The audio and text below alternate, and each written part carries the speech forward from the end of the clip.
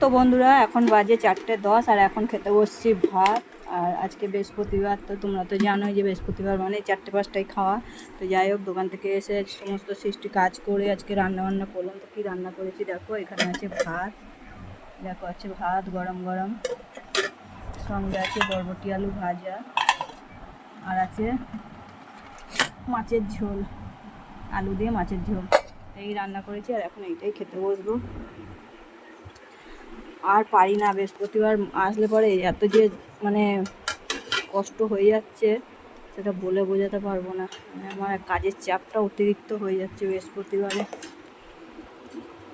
11:30টার সময় দোকান থেকে আসছি, 12টা 12:30টায় রান্না বসিয়ে আবার ঠাকুর সেবা দিয়ে তবে নিজের সেবা নেওয়া। তার মধ্যে বাসন মাজা, কাপড় কাচা, ঘর মোছা, কলের জল ভরা, 12:30টায় জল আসে, টাইমের জল সেটা ধরা, এইসব নিয়েই চলছে।